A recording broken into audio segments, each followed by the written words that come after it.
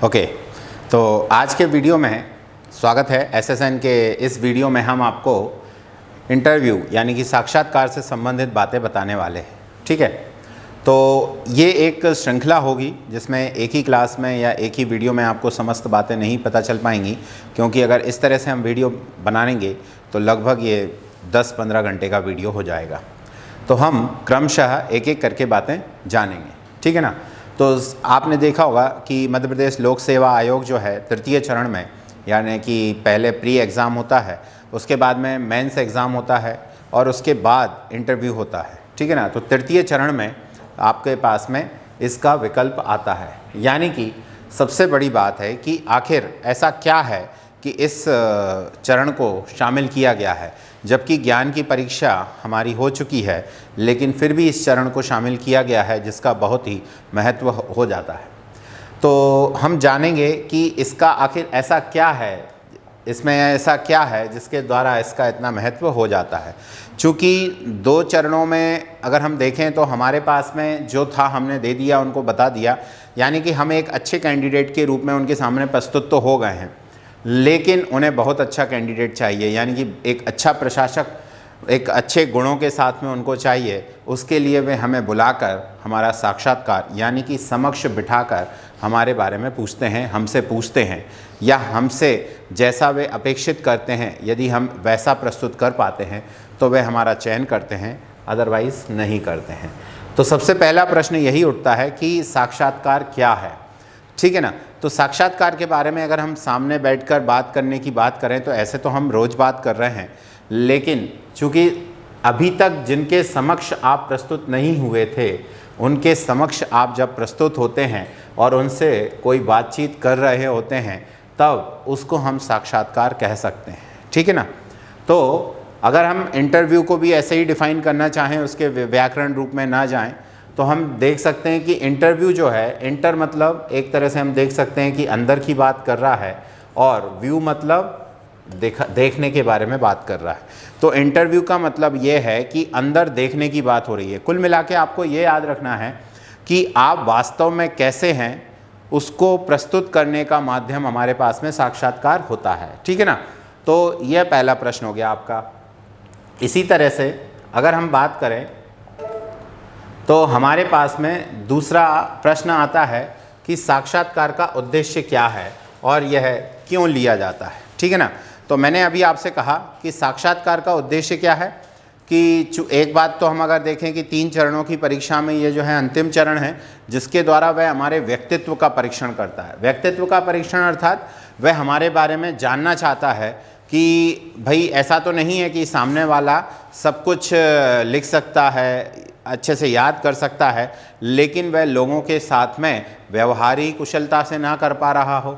उसकी स्मृति अच्छी भले ही हो, लेकिन उसका जो है व्यवहार अच्छा ना हो। उसकी जो परीक्षा है उसके लिए जो है साक्षात्कार लिया जाता है। बात इस अगर उद्देश्य की हम बात करें तो इसका उद्देश्य क्या निकल के आएगा हमारे सामने, कि इसका उद्देश्य एकमात्र उद्देश्य यह है कि वह हमारे व्यक्तित्व का परीक्षण करना चाहता है। और व्यक्तित्व के परीक्षण के लिए एक विषय तो उसने दे दिया है नीति शास्त्र के रूप में, लेकिन वहाँ पूर्ण व्यक्तित्व का परीक्षण नहीं हो पाता है। दूसरी बात है व्यवहारिकता, यानी कि हम व्यवहार कुशल हैं या नहीं, इस बात की पहचान वहाँ से करना चाहता है। और अगर हम बात करें तीसरी बात तो जागरूकता, कि हम कितने जागरूक हैं या हम कितने सतर्क हैं, इस बात को लेकर भी वह हमारी परीक्षा कर रहा होता है। ठीक है ना। इसके साथ में अगर आप और बात करना चाहते हैं कि भाई हमारे नैतिक गुण कैसे हैं, उनको लेकर बात की जा सकती है, क्योंकि अगर नीति शास्त्र में हम बात करते हैं तो हमने वह विषय के रूप में पढ़ा होता है, जहां हमें उत्तर सीधे तौर पर लिखे होते हैं, याद करके लिख दिए जाते हैं। लेकिन यहाँ पर जो है वह हमारे उन गुणों का परीक्षण करता है जो कि एक प्रशासक के रूप में हमें आवश्यक होते हैं। ठीक है। अच्छा, तीसरी बात अगर हम आती है कि साक्षात्कार की तैयारी करना है तो कैसे करें और सफलता कैसे प्राप्त होगी। देखिए, अगर हम प्री लेवल पे बात करें और मेंस लेवल पे बात करें तो अगर आप सीधे तौर पर देखेंगे तो पढ़ाई का एक प्रथम स्तर है कि हम प्री लेवल को क्रैक कर पाते हैं। यानी कि प्री लेबल के द्वारा ये जानकारी मिलती है कि आप कितनी डेटा को या कितनी सामग्रियों को याद रख पा रहे हैं और कितने अच्छे तरीके से, यानी कि उसमें डिस्टर्बेंस नहीं है, उसके साथ में अगर आप याद रख पा रहे हैं तो आपका प्री एग्ज़ाम क्लियर हो जाता है। लेकिन जब हम मेंस की बात करते हैं तो मेंस एग्ज़ाम क्लियर करने के लिए आपकी याददाश्त के साथ साथ आपकी क्षमता भी होनी चाहिए। यानी कि आप अगर लिखने की कैपेसिटी रखते हैं, यानी कि आपको अच्छा लिखना आता है और आप बिल्कुल सही लिख सकते हैं, तो आपका मेंस निकल जाएगा। ठीक है ना, एक बात क्लियर है। दूसरी बात, आपको इसमें गति की अपेक्षा होती है कि अगर आप गति में नहीं लिख पाएंगे तो आपके अच्छे लिखे होने का भी कोई मतलब नहीं निकलेगा। तो अच्छा लिखा होना चाहिए, सही लिखा होना चाहिए, तो गति के साथ में लिखा होना चाहिए, तो आपका मेंस एग्ज़ाम क्लियर हो सकता है। लेकिन साक्षात्कार में ये तीनों ही बातें बेकार हो जाती हैं, क्योंकि ये उस चरण विशेष के लिए ही सही है। अगर हम साक्षात्कार की बात करेंगे तो साक्षात्कार में आपको तैयारी कैसे करना है, इसके विषय में अगर हम सीधी बात करें तो इसके तैयारी का कोई निश्चित प्रारूप नहीं है। निश्चित प्रारूप नहीं है अर्थात हर व्यक्ति के हिसाब से इसकी तैयारी अलग अलग होगी। इसको आप ऐसे समझ सकते हैं कि किसी व्यक्ति की भूख 2 रोटी की हो सकती है तो किसी की 4 की हो सकती है। कोई 10 रोटी भी खाने वाला हो सकता है, किसी को नमक पसंद है, किसी को शक्कर पसंद है, तो सबकी अलग अलग है। तो अगर आप किसी एक बात को लेकर बात करें कि भाई इन सबके पसंद का भोजन बना दो, तो सबके पसंद का भोजन संभव ही नहीं है। तो सबके लिए तैयारी का मॉड्यूल जो है वह अलग अलग होता है। और बस इसी बीच में से एक ऑफिसर का जो मॉड्यूल है या ऑफिसर के जो गुणात्मक रूप से हम उसका एक प्रतिरूप बनाते हैं, उससे संबंधित जो भी होगा वह इस तैयारी में शामिल हो जाएगा और बाकी सब चीज़ें छोड़ दी जाएंगी। बात समझिएगा, इसे हमें बहुत अधिक विस्तार में लेकर नहीं जाना है। ठीक है ना।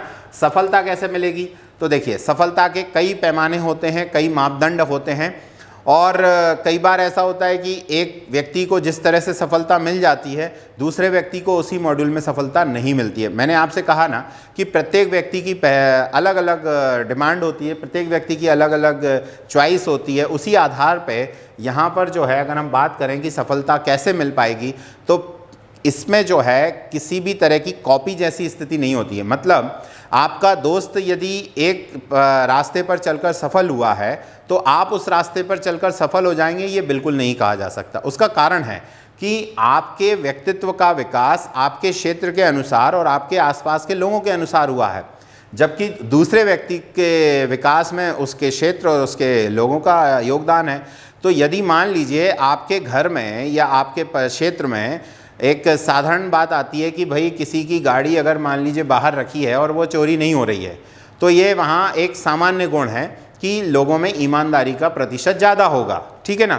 लेकिन अगर दूसरे के क्षेत्र में ऐसा नहीं है संभव, वहाँ तो घर से भी गाड़ियाँ चोरी हो जाती हैं, तो उस क्षेत्र के व्यक्ति की जो समझ और परीक्षा होगी उसमें जो है वह अलग तरीके से डील करेगा या उसका जो व्यवहार है वह अलग तरीके से, यानी कि जहाँ चोरी हो रही है वह सुरक्षात्मक दृष्टि में रहेगा और जहाँ चोरी नहीं हो रही है वह लोगों को ईमानदार समझने के दृष्टि में रहेगा। तो एक और जहाँ व्यक्ति में सतर्कता ज़्यादा होगी तो दूसरी ओर व्यक्ति में ईमानदारी ज़्यादा होगी। अब ईमानदार व्यक्ति को सतर्क बनाना है और सतर्क व्यक्ति को ईमानदार बनाना है, ऐसा दोनों में अलग अलग। बात समझ में आ रही है। तो दोनों का व्यक्तित्व अलग अलग है, इसलिए दोनों के व्यक्तित्व के अनुसार दोनों की परीक्षा भी अलग अलग होगी और दोनों की तैयारी भी अलग अलग होगी। तो सफलता का कोई एक निश्चित मॉड्यूल या निश्चित पैमाना या निश्चित मापदंड या निश्चित किताब या निश्चित प्रश्नों के उत्तर ऐसा बिल्कुल नहीं है, यह आपके अनुसार होगा। बात समझना। अगर कोई ये कहे कि भाई सफलता की तैयारी में आप ये किताब पढ़ लीजिए, तो बिल्कुल पढ़ लीजिए, नो डाउट। अगर वह किताब आपके कुछ निश्चित गुणों के साथ में आगे बढ़ रही है कि ऑफिसर में ये होना चाहिए, इंटरव्यू में ये पूछा जाता है, इन सब के, तो नो डाउट वह हमारी तैयारी का एक स्तर हो सकता है, वह हमारी तैयारी का एक चरण हो सकता है। लेकिन अगर आप बात करें सफलता की गारंटी की, तो सफलता की गारंटी नहीं है उसमें। क्यों? क्योंकि सफलता की गारंटी कई पक्षों पर या कई बिंदुओं पर निर्भर करती है। ठीक है। तो इसके बाद वाला जो आपका चरण है या कि साक्षात्कार में भाई अगर हम दबाव या नकारात्मकता आती है तो उससे कैसे बचा जाएगा। ठीक है ना। तो साक्षात्कार में जो आपको दबाव या नकारात्मकता आपको मिलने वाली है, नो डाउट हम प्री में भी दबाव में होते हैं, हम मेंस में भी दबाव में होते हैं।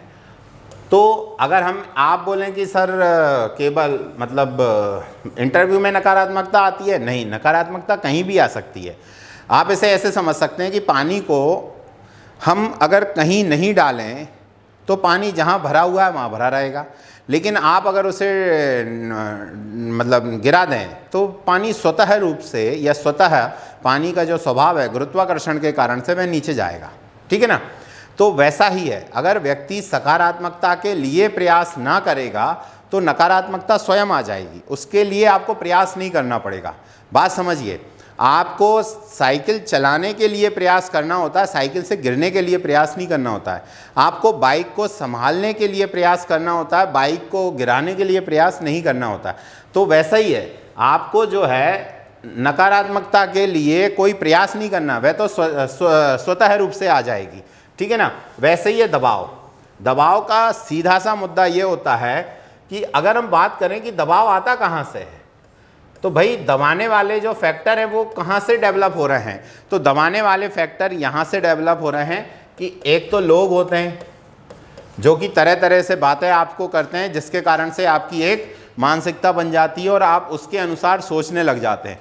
मैंने आपसे कहा ना कि मान लीजिए आपकी सतर्कता ज़्यादा और आपकी ईमानदारी ज़्यादा है, और दोनों को ही एक ही व्यक्ति सलाह दे कि देखो इंटरव्यू में जो है ज़्यादा ईमानदार मत बनना।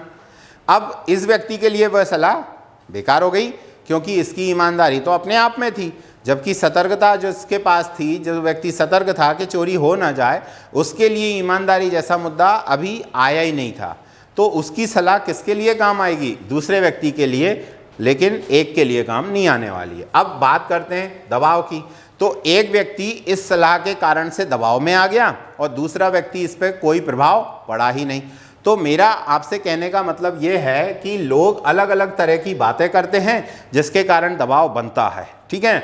दूसरी बात, हमारी कमजोरियां, हमारी जो कमजोरियां हैं वो भी हमारा दबाव बना देती हैं, है ना। कैसे? मान लीजिए आपको हिस्ट्री की कोई डेटा पूछा गया और आपने वह नहीं बताया, तो आप ये दबाव बना लेते हैं कि अगर यही पूछ लिया गया तो फिर हम क्या बताएंगे, और अगर वह आ गया तो फिर हमारी मानसिकता में ये रहता है कि हमारा सिलेक्शन नहीं होगा, इन द सेंस हमारा इंटरव्यू बिगड़ जाएगा। ओके, तो ये हमारी कमजोरियां जो हैं हमारा दबाव बना देती हैं। तो इन कमजोरियों को कैसे दूर करें, इन लोगों की बातों को कैसे नज़रअंदाज और कैसे स्वीकार करें, और सबसे बड़ी बात कि हमारी जो नकारात्मकता सेल्फ हमारे अंदर आ रही है वह कैसे दूर हो या कैसे हटाई जा सके, और दबाव और नकारात्मकता का संबंध कभी भी स्थापित ना हो पाए, इसके बारे में हम बातें करेंगे। तो मैं अभी आपको जितने चरण बता रहा हूँ या जितने प्रश्नों के आपके बारे में परिचय दे रहा हूँ, मैं आपको उन सभी प्रश्नों पे हम डिटेल में चर्चा करने वाले हैं। लेकिन अभी हम केवल इतनी ही चर्चा कर रहे हैं कि यहाँ पर हमें किन किन बातों को आगे डिस्कस करना है, ठीक है ना। तो अगला जो प्रश्न आएगा आपके पास में,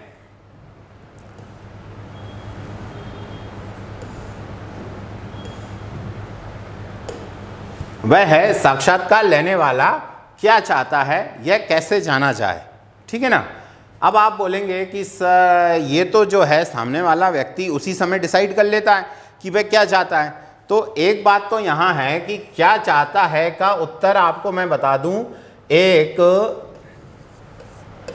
जिम्मेदार नागरिक चाहता है वो, है ना। दूसरा, एक सतर्क नागरिक चाहता है। ये बेसिक है। अब आप कहेंगे कि वो नीति शास्त्र में हमने बहुत गुण पढ़े हैं, सब कुछ चाहते हैं कि हाँ वो तो अपने आप ही चाहते हैं, नो डाउट वो तो आप में होने ही चाहिए, लेकिन उन सभी गुणों की जिम्मेदारी क्या है, उन सभी गुणों का अस्तित्व कैसे बना रह सकता है, या यूं कह लीजिए कि उनका आउटपुट किस रूप में हमें प्राप्त होगा। तो उन सबका आउटपुट यही है कि आप सतर्क हैं या नहीं, आप जिम्मेदार नागरिक हैं या नहीं। मान लीजिए आपसे मैंने पूछा कि भाई आप अगर कहीं घूमने गए और वहाँ पर जो है किसी तरह से आपने पत्थर उठाया और वहाँ पर अपना नाम लिख दिया, ठीक है ना।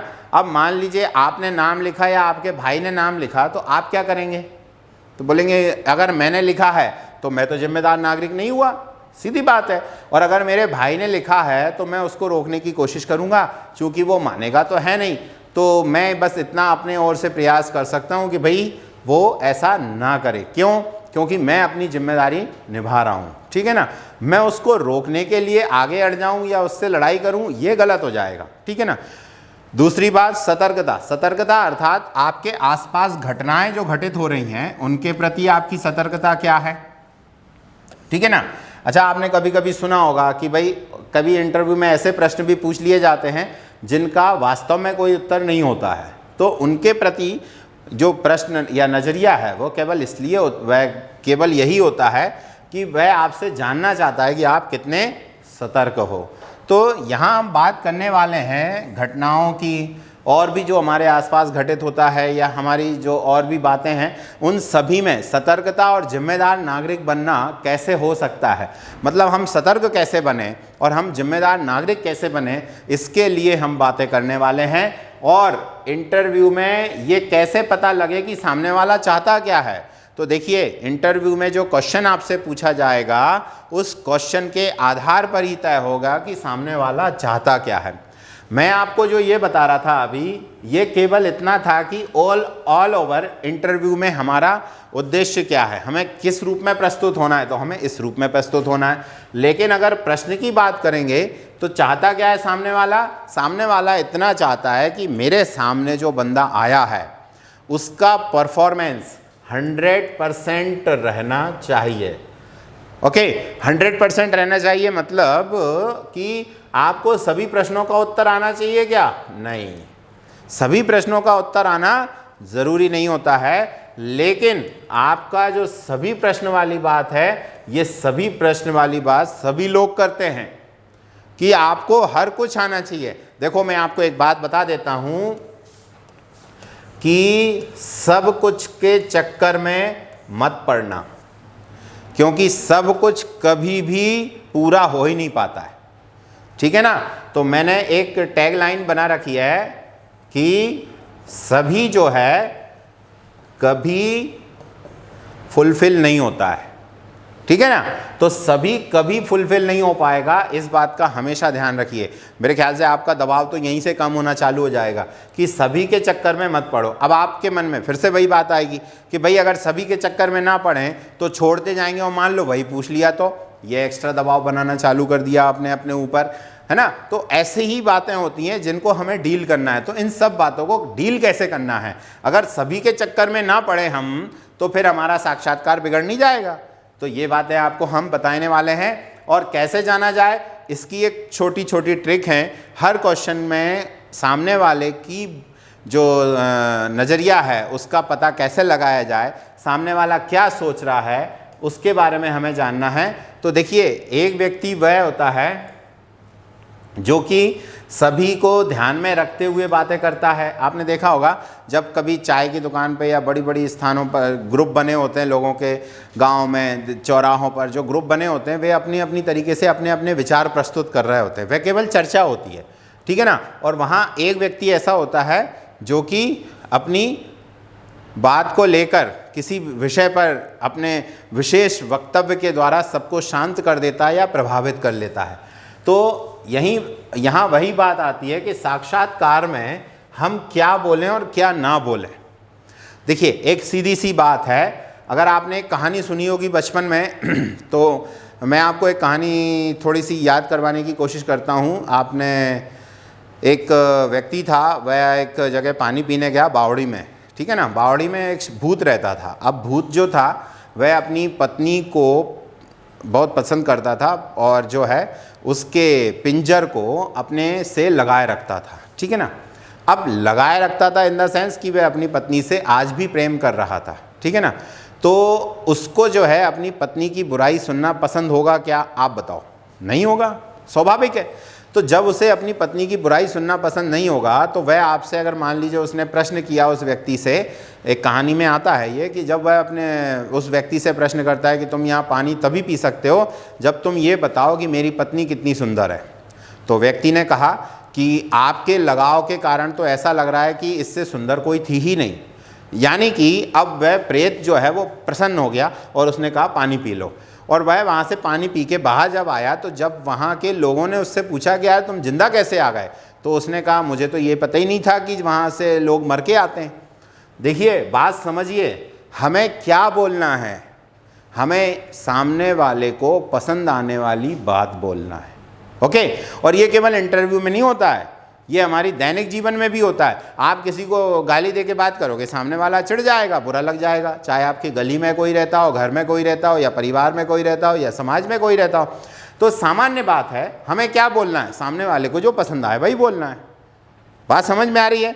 अच्छा, सामने वाले को जो पसंद आए वही बोलेंगे, तो फिर ऐसा नहीं होगा कि हम सामने वाले को ऐसा लगेगा कि हम उसकी तारीफ ज़्यादा कर रहे हैं। नहीं, तारीफ नहीं करना है, सामने वाला किन विचारों के अंतर्गत सोचता है, उसकी पसंद नापसंद क्या है, तो इनके बारे में बात करिए ना। आप इनसे संबंधित बात करिए, इनकी उस क्षेत्र में बात करिए ना। हर क्षेत्र में बात नहीं करना है। क्या अब मान लीजिए कोई व्यक्ति साम्यवादी है, अब साम्यवादी का व्यक्ति, साम्यवाद को मानने वाला व्यक्ति समाजवाद को पसंद नहीं करता है, पूंजीवाद को भी पसंद नहीं करता है। तो अगर आपने साम्यवादी व्यक्ति के सामने पूंजीवादी बातें रखना चालू कर दिया तो वह पूंजीवाद के विरोध में आपसे 10 बातें पूछ लेगा और साम्यवाद के पक्ष में पूछेगा। आप साम्यवाद के विरोध में बोलेंगे, वो पूंजीवाद के विरोध में बोलेगा, और ये बहस बन जाएगी, ना कि चर्चा बन जाएगी। तो चर्चा का हमारी जो जीवन है उसमें भी विशेष महत्व है। हमें अपने दैनिक जीवन से भी इन चीज़ों को उठाना पड़ेगा। कैसे उठाना है, कहाँ से उठाना है, ये हम आपको बताएंगे, ठीक है ना। नेक्स्ट जो हमारा प्रश्न है कि साक्षात्कार में हमें